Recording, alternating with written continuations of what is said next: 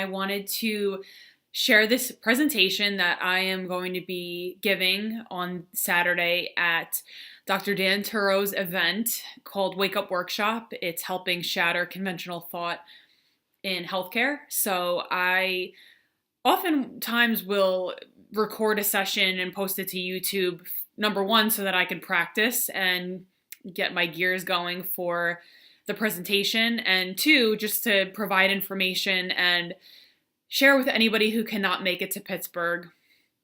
So no matter where you are in the world, I hope that you enjoy this. This is a really extremely important topic, something that's near and dear to my heart and I've experienced.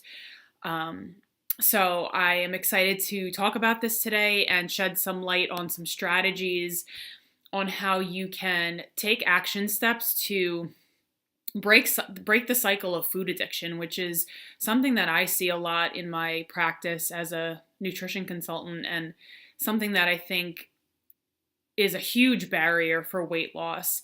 So I hope you enjoy. Today I am going to talk about some of the ways that, conventional thought is different than a more integrative approach. So typically whenever we think of, the Western medical model, it's treat with drugs, let's focus on surgery, really using medication, probably overutilizing medication in many cases. And so there can be definitely a lack of this empowerment, which is needed whenever people are changing behaviors. So conventional thought doesn't really work, in my opinion. It's something that it's very compartmentalized. If you have a need that, if you say, for example, somebody has a heart attack, they might go to cardiologist. If they have a knee problem, orthopedic, everything is so compartmentalized. It's very rare to have, besides maybe a naturopath or somebody who's really looking at the whole picture. So, what I really love is a more integrative approach. So looking at the root cause of disease, and in this case today, we're going to be talking about obesity and how we can start to look at the bigger picture of how people get to that point of getting sick and how they can start to heal their body through some of these, more integrative approaches. And so what do I mean by integrative? So it's kind of combining the conventional with some of the more alternative or complementary methods. So for example, massage might be a complementary method of healing, or hypnosis, or all of these different alternative treatments. And by complementary, it means it's going with the whatever the medication is. So integrative can kind of embody many different aspects of either alternative and complementary medicine.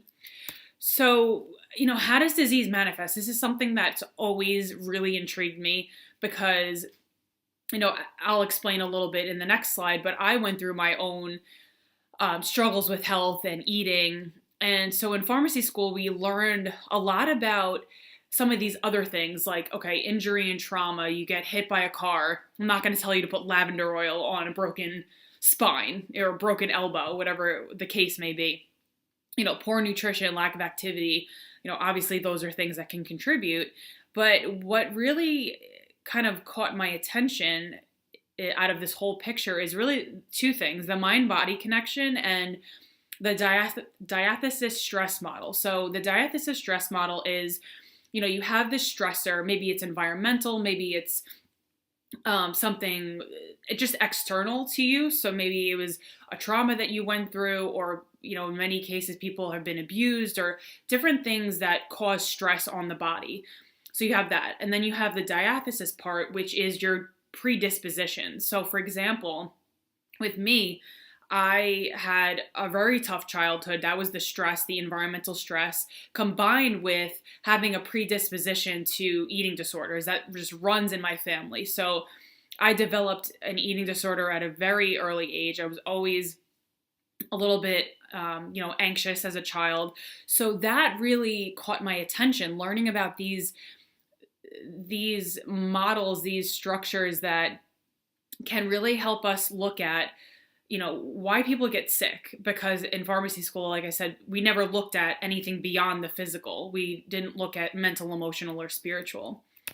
And so I really became obsessed, through my own journey, going through two different eating disorders. I had anorexia from 14 to 18, and then I had something called night eating syndrome, where I would get up in the middle of the night and almost feel drunk, like in this altered state of consciousness, and just binge on, all these unhealthy things, peanut butter notably.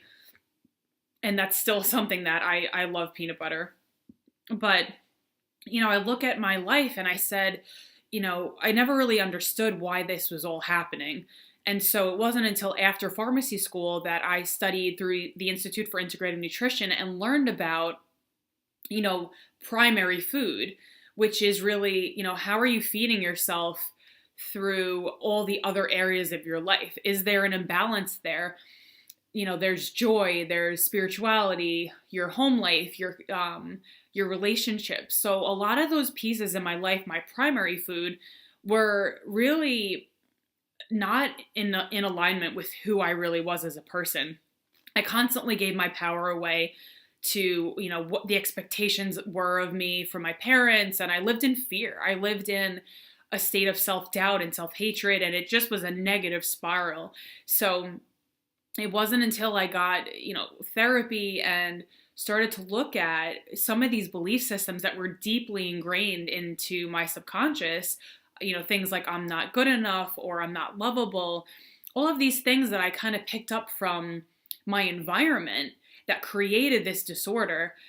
It wasn't until that point that I realized, wow, you can't just treat things topically. You have to look at the belief system, how that impacted your mental, emotional state, because ultimately what happens is your body will show things physically, but that's not where it starts first. It actually starts spiritually, then mental, emotionally, then finally it gets to the physical layer where it's visible. So in the case of weight, there were a lot of things that had to trickle down in order for me to finally start gaining that weight and really having a negative self-talk.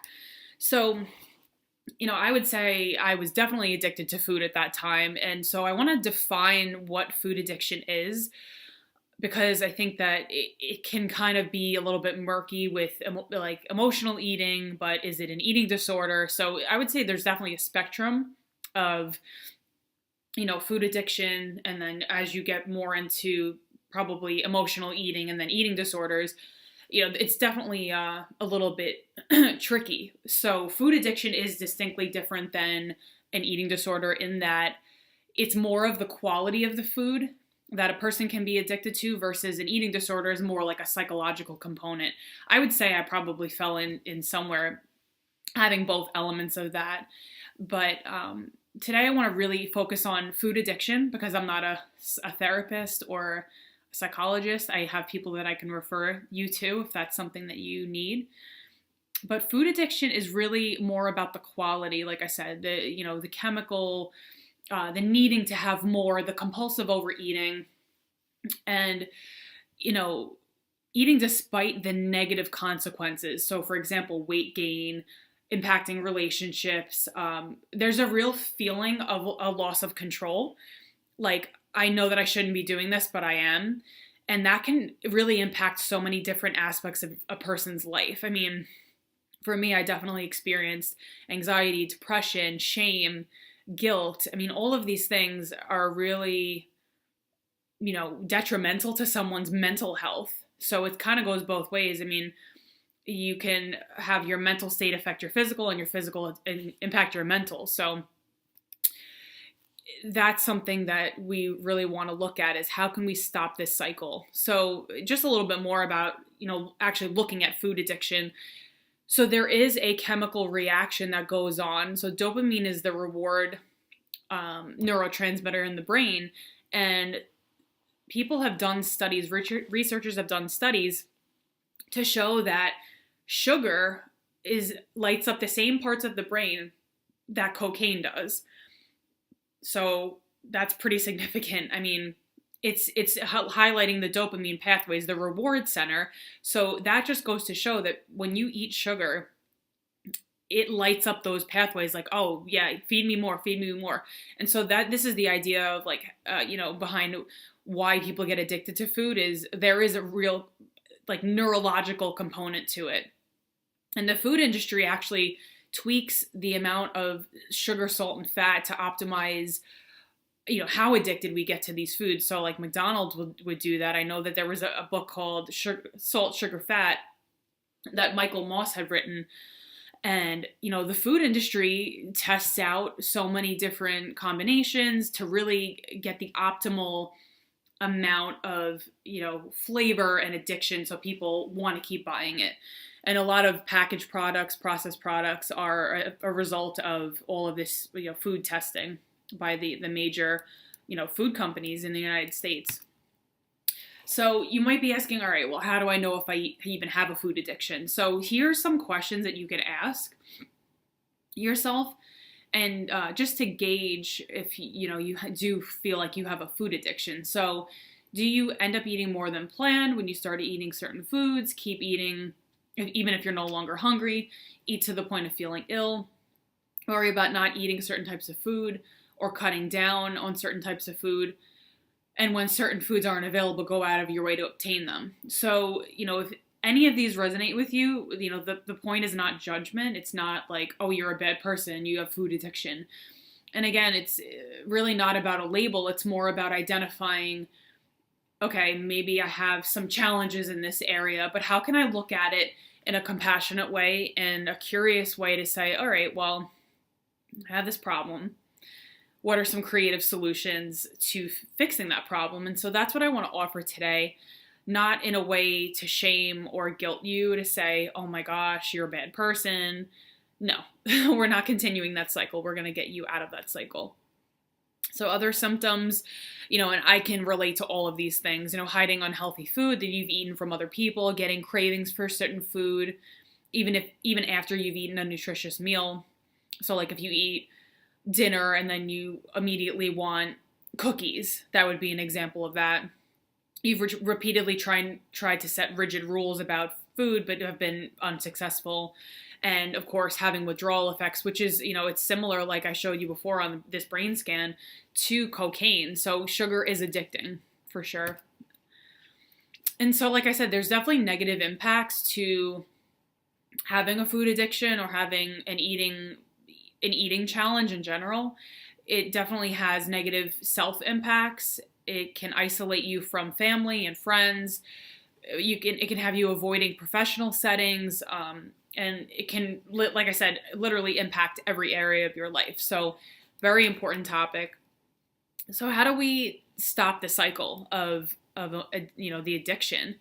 Well, we really have to start looking at the base layer, the foundation of, what are your belief systems about yourself? What are you feeding yourself? And this is often what I'll ask some of my clients to get a deeper insight into. What's their relationship with self? What's their relationship with food? How were they brought up? Like a lot of people will say, oh, I need to finish my plate because there's starving kids in Africa, or, whatever that dialogue was between them and their parents, or you're not getting dessert until you finish your plate. So figuring out like what all of those beliefs are and what your relationship with food is. And in addition to that, realizing that the negative impacts that can have not only on your health, but on your mental and your mental state as well. So I like to show this cycle because it's really showing how everything is connected. So your thoughts can create your emotions, which create these reactions. So if you think to yourself, well, there's never enough food, I need to keep eating. Well, guess what? You're going to perpetuate that and wind up binge eating, overeating, and having this cycle just continue over and over again. So breaking the cycle at the level of belief, I think is the most important thing to start to shift the way that you relate to food and to yourself. So again, emotional eating is kind of the overarching umbrella term, and then food addiction would fall under that. And again, it's, a tendency to eat during times of stress, anger, sadness, which I think we can all admit that we've done before. And I still fall into these patterns, and it's really about awareness and realizing that it's okay. You just gotta be resilient and not beat yourself up and get back on it. huge barrier to weight loss, adds unnecessary calories to the diet, and creates a psychological and physiological reliance on food for emotional coping. So really, I would say the next level after thought would be the emotional, really overcoming some of the, the outside stressors that cause us to eat emotionally. How can we stop that cycle as well at the level of emotion? So here are some strategies that might, resonate with you or you want to try out. So if you feel like, oh, well, every day at 3 p.m., I get bored at work and I compulsively eat and I just go to the snack machine. Well, maybe before you do that, name your mood. So, you're bored. So what is it about that environment? Is it that you're stressed about your boss? Is it that you just, at 3 o'clock every day, you just go ahead and eat? What are the triggers? What leads you to do that? And so from there, you can start to change behaviors and find maybe a replacement behavior, like having a cup of tea, calming tea, or drinking water, having a stick of gum. I mean, there are so many ways to de-stress. You can get a stress ball if that's something that kind of triggers you at work. So it's really about looking at, the mood or whatever that emotion is, if it's stress, and finding another behavior to replace it with instead of just always turning to food. Write out the storm of negative emotions. I remember my first therapist that I had said to me, think of emotions like clouds, and it's just floating through the sky. It doesn't have to mean anything. If you're upset, just think of it as temporary. It's gonna just pass. Well, and we're here on earth to experience a wide range of emotions, from joy to sadness to anger, and emotions are just, it's energy in motion, emotion, energy in motion. And they're really just signals to show us and come to the surface and say, hi, I'm here, and pay attention to me because something is going on inside. So, another thing that I always encourage my clients to do is to, get more in tune with your body and to understand that anything that's coming up is maybe to be released or maybe to be healed. So, you could even shift your perception and say, hey, these emotions are coming up because something inside of me needs to be healed, which is a good thing. So riding out that storm of negative emotions, know that everything is temporary. Think of the cloud, passing in the sky. It's going to be okay. Everything always, works out. And I think that's important to remember. Like I said, discovering healthy coping, exercising, talking with a supportive friend. I do this a lot. I love to talk with my friend Ashley. I love Burn Boot Camp. I like to do a lot of different things to de-stress. And, conquering difficult times. I think that being resilient and not turning to food will only strengthen the muscle for you to keep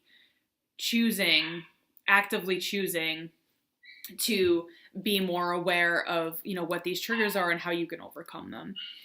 So there's a book called, oh my gosh, Carol Dweck. Why can't I think of it? Mindset. Wow. I don't know why I couldn't think of that. So it is a book that talks about fixed versus growth mindset, and I highly recommend it. And, the idea of a fixed mindset is like, well, certain people are born smart and nothing can be changed. And, I take criticism very harshly. So that person's very rigid in their thinking. A lot of black and white thinking goes on there, all or nothing thinking, versus a more flexible person is, open to growing and open to being curious versus just criticizing themselves. And so that person is going to be a lot more likely to succeed in their weight loss endeavors because they're not so rigid and saying, well, I can't have that. So these concepts can be applied to weight loss as well. How you define yourself is really important. I have these affirmation cards on my bathroom mirror right now, and it's just things, anchoring statements, I call them, things that can help me to be grounded, even if there's a lot of chaos going on in my world. And so it'll say, you are a I am a powerful person, or I am a loving human being. Whatever it is that, how you want to define yourself is how you'll perceive your reality. So having positive statements is huge, and it can really help anchor in some self-love that, can be deficient in some of these conditions, some of these, food addiction and emotional eating. It's easy to get into that negative frame of mind, like, oh, I'm a bad person. Why did I do that? Like, affirmations help to anchor in positive statements. And of course, we're going to talk about meditation. Mindfulness is huge. And something that I always like to highlight with meditation is, well, why do we do it? So meditation not only can change the gray matter in your brain, which is responsible for reasoning and choice, decision making, it can actually slow down your brain waves, which is a good thing. So, if you think about a really excitatory pattern, that's the beta wave. It shifts down to the theta wave, which has more relaxed, more of like when you're in, a deep sleep or meditation. So meditation helps to shift from excitatory to more relaxed. So you can actually change your brain chemistry by meditating. And even if it's 5 or 10 minutes a day, it's really great because it helps you to slow down your reaction time and not be so prone to overreacting or immediately going for the food. So that's something that I always highly recommend for pretty much all of my clients, is to really spend 5 or 10 minutes a day, whether it's in the morning or at night, whatever that is that works best for you, making sure that you get that alone time to connect and just decompress a little bit. So, kind of talked about this already. Really slowing down the gap between thought and response. So like if you have a stressful day and you come home and you just immediately always go to binge on something, you will, as you meditate and continue meditating, you will start to see the increase in awareness. I often hear my clients say, oh, I start talking to myself. I have an internal conversation. I said, oh, okay. Whenever you start talking to yourself, that's a good sign, because it means that you're more aware and you have the ability to make choices that are going to benefit your health. So really, the way I look at health overall is really, it's kind of like a stacking effect. So if you're taking care of yourself through nutrition, stress management, the affirmations, the meditation, all of those things, you build a strong foundation for everything else in your life to work. And I always say, your wealth is in your health. And I truly believe that, because imagine if you couldn't even get out of bed, or you had a really severe health condition, you wouldn't be able to do anything. You wouldn't be able to take care of your kids, go to work. So really making sure you build a strong foundation in 2018 and beyond is extremely important. And in addition to that, once you feel good in your body, your confidence increases, you trust yourself, you go for things, you feel more courageous.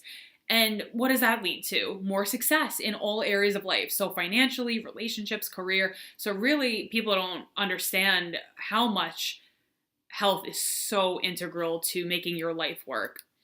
So here's some ways that you can start to approach food in a new way. And so these are just some tips that, like, we've gone over before, but I think that it's worth highlighting.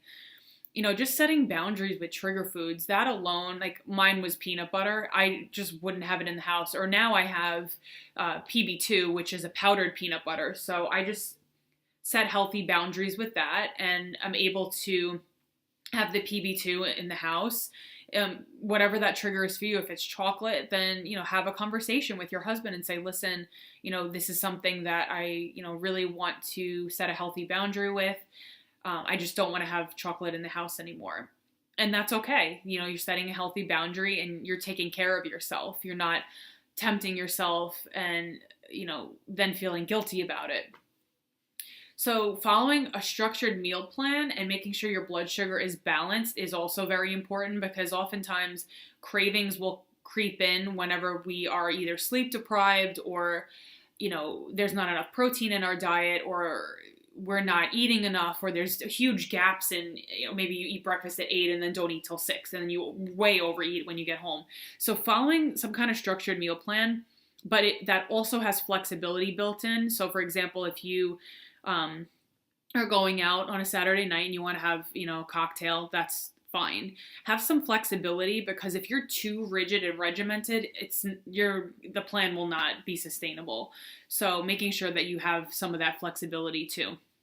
Like I said before, learning healthy coping strategies, that can be anything from meditating to calling a friend to even seeking out, and number 4, getting support, having maybe a coach or a therapist or somebody that can help. And if you need any recommendations, I can certainly give that to you as well. And be open to healing your relationship with food. There was something that I was just listening to today, and it was like, be willing to be willing. So if we're closed off and we're like, well, I don't have a problem, it's fine, you were in denial, there's no way for you to heal it. So open yourself up a little bit and be willing to, ask for help if you need help, or get support, because that's a huge factor in healing anything, is making sure that you have accountability, make sure you have support. And so be open to healing your relationship with food and with yourself, because like I said, it's really a whole integrated approach. Here are just some other self-care recommendations. These are a lot of things that I go through with my clients. Forgiveness is huge. Just tying up loose ends with any people who you have grievances with or resentment toward. I mean, when I think of weight loss, it's really releasing, so what can you release? What can you let go of that you've been holding on to? That's really what I see weight as. It's not just about physical weight. It's also about some of these other things that, can be pretty tough to let go of, that these experiences or these relationships that happen throughout our lives. So, just thinking about some of these other ways to release weight. And here are some last minute ways that you can get additional support. And if you need any other resources, please feel free to contact me. But thank you for letting me present to you today, and I hope that you had a great time listening, and talk to you next time.